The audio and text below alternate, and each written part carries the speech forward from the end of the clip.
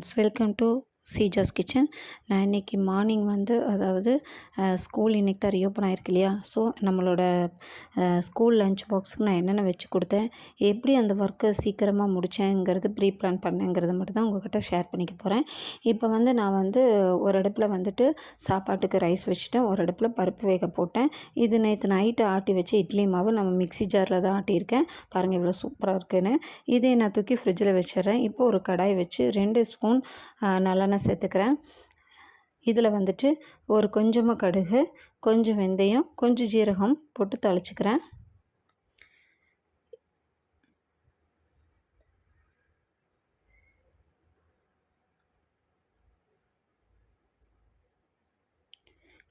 இதெல்லாம் நல்லா பொரிஞ்ச உடனே இதில் ஒரு 15லேருந்து 20 சின்ன வெங்காயம் சேர்த்துக்கோங்க.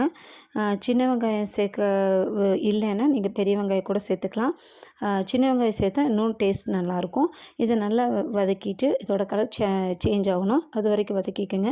வதக்கிட்டு ஒரு தக்காளி இதில் மீடியம் சைஸ் தக்காளியும் போட்டு சேர்த்துக்கோங்க. நான் ஆல்ரெடி பருப்பில் 2 சின்ன சின்ன தக்காளி சேர்த்துருக்கேன், பச்சை மிளகாய் சேர்த்துருக்கேன், பூண்டு சேர்த்துருக்கேன். நீங்கள் இதில் ஒரு தக்காளி சேர்த்துக்கோங்க. இப்போ ஒரு தக்காளி சேர்த்துக்கோங்க. உங்களுக்கு தக்காளியோட புளிப்பு பொறுத்து தான் நம்ம சேர்த்துக்கணும். ரொம்ப புளிப்பாக இருந்தால் அதில் ஒரு தக்காளி இதில் ஒரு தக்காளி சேர்த்துக்கோங்க. கொஞ்சமாக உப்பு சேர்த்துட்டு ஒரு வதக்கிடுங்க. இது தக்காளி சீக்கிரமாக வதங்கிறதுக்காக தான் இந்த உப்பு சேர்த்துக்கிறோம். இப்போ அதை நல்லா வதக்கிட்டு இப்போ நம்மளோட வெஜிடபிள்ஸ் நமக்கு என்னென்ன வெஜிடபிள்ஸ் இருக்கோ அந்தந்த வெஜிடபிள்ஸை நம்ம சேர்த்துக்கலாம். இப்போது என்கிட்ட கத்திரிக்காய், முருங்கைக்காய், அவரைக்காய், கேரட்டு, அப்புறம் உருளைக்கிழங்கு, மாங்காய் இருந்தது. நான் இது எல்லாமே கட் பண்ணி தண்ணிக்குள்ளே சேர்த்துக்கிட்டேன். உங்களுக்கு என்ன சைஸில் வேணுமோ அந்த சைஸில் கட் பண்ணிக்கோங்க. நான் ஓரளவுக்கு சின்ன சைஸாகவே கட் பண்ணிக்கிட்டேன். இப்போ நான் இது கருவேப்பிலை சேர்த்துக்கிட்டேன். கருவேப்பிலை நான் ஏன் தக்காளி போடுறதுக்கு முன்னாடி சேர்த்துக்கலன்னா, இது லைட்டாக அந்த கலர் சேஞ்ச் ஆயிடும். எனக்கு கொஞ்சம் கலர் சேஞ்ச் ஆகாமல் இருந்தால் பெட்டராக இருக்கும்னு சொல்லி தான் நான் இதை சேர்த்துக்கிட்டேன். இப்போ அதை கட் பண்ணி வச்சுருக்க எல்லா வெஜிடபிள்ஸையும் இப்போ நான் சேர்த்துக்க போகிறேன் ஆயில்லையே. மாங்காவை தவிர்த்து மற்றதெல்லாம் சேர்த்துக்க போகிறேன்.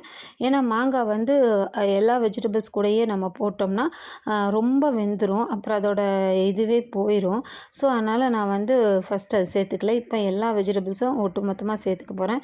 நல்லா இது இந்த ஆயில்லையே குக் ஆகணும். கொஞ்சம் என்னென்னா நமக்கு உப்பு இதில் சேர்த்துட்டோம் இல்லையா.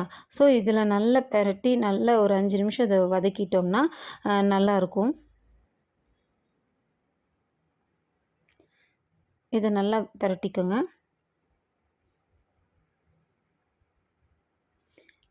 இது ஒரு 5 நிமிஷம் கழிஞ்சதுக்கப்புறம் ஒரு 1/4 டீஸ்பூன் மல்லித்தூள், ஒரு 1/2 டீஸ்பூன் மிளகாத்தூள், 1/4 டீஸ்பூன் மல்லித்தூள், இது 3ஐயும் சேர்த்துக்கோங்க. இது 3ம் சேர்க்க விருப்பம் இல்லைன்னா நீங்கள் குழம்பு மிளகாய்த்தூள் யூஸ் பண்ணுறவங்களா இருந்தனா 2 டேபிள் ஸ்பூன் குழம்பு மிளகாய்த்தூள் சேர்த்துக்கோங்க. அது இப்போ நான் பண்ணுறது ஆப்ஷனல் தான், உங்களுக்கு வேணும்னா பண்ணிக்கலாம். அப்போ நீங்கள் குழம்பு மிளகாய்த்தூள் யூஸ் பண்ணுறவங்களா இருந்தானா மல்லித்தூள், மிளகாத்தூள், மஞ்சத்தூள் இதெல்லாம் சேர்க்க வேண்டியதில்லை. ஒரே ஒரு குழம்பு மிளகாய்த்தூள் மட்டும் சேர்த்திங்கன்னா போதும். அதையும் சேர்த்துட்டு நல்லா வதக்கி விடுங்க. பச்சை வாசனை போகிற அளவுக்கு வதக்கிக்கோங்க. நம்ம செய்கிற சமையலை நம்ம ப்ரீ பிளான் பண்ணிட்டோம்னா நமக்கு காலையில் எழுந்திரிச்சு ரொம்ப ஹரிபரியாக நம்ம கிச்சனில் நின்று இது பண்ண வேண்டியதில்லை. ஏன்னா நம்ம குழந்தைங்களுக்கு கிளப்பணும், அப்புறம் நாமளும் சமைக்கணும், எல்லா ஒர்க்கும் கரெக்டாக அந்த டைமிங்குள்ளே ஆகிறதுங்கிறது கஷ்டமாயிரும்.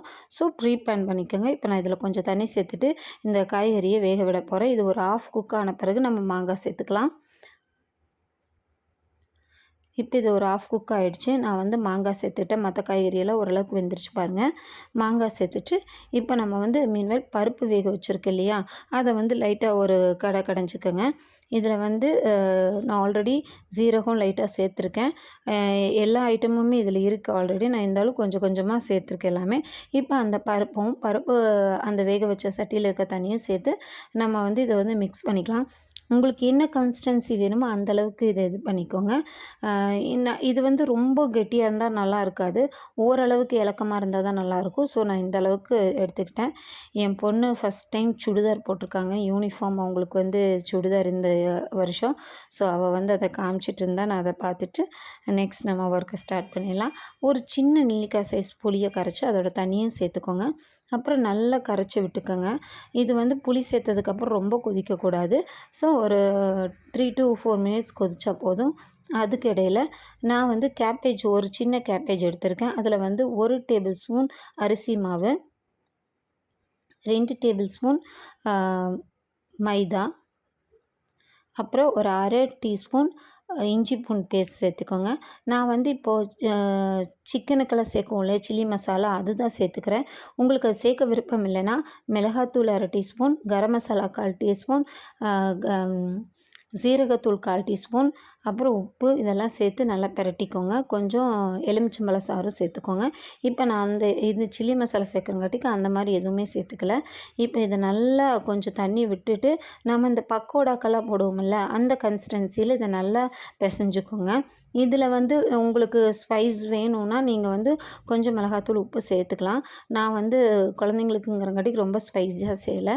இப்போ அதை நல்லா பிரட்டிக்கிறேன். பிரட்டிட்டு இதை ஒரு ஓரமாக இருக்கட்டும். இப்போ நம்மளோட சாப்பாடு ஆல்மோஸ்ட் வடிச்சிட்டு நான் சாப்பாடு வடிச்சிட்டேன். குழம்பு ரெடி ஆயிடுச்சு. இதில் மல்லி இலை, பெருங்காய பொடி சேர்த்து இறக்கிக்கிறேன். பாருங்கள் இவ்வளோ சூப்பராக இருக்குது சாம்பாருன்ட்டு. இப்போ ஒரு கடாயில் ஆயில் கொஞ்சமாக ஹீட் பண்ணிக்கிறேன். இப்போ நம்ம மிக்ஸ் பண்ணி வச்சோம் இல்லையா கேபேஜ் மிக்ஸை, அதை வந்து இந்த மாதிரி பக்கோடா போடுற மாதிரி எடுத்து போட்டுக்கிட்டிங்கன்னா சைடிஷ்க்கு செம்மையாக இருக்குங்க. இது வந்து குழந்தைங்க வந்து விரும்பி சாப்பிடுவாங்க. நமக்கு வெஜிடபிள் கொடுத்த மாதிரி இருக்கும். இப்போ நான் இதை வந்து இது வந்து ஒரு 5 நிமிஷத்துக்குள்ளே ஃப்ரை ஆயிருங்க.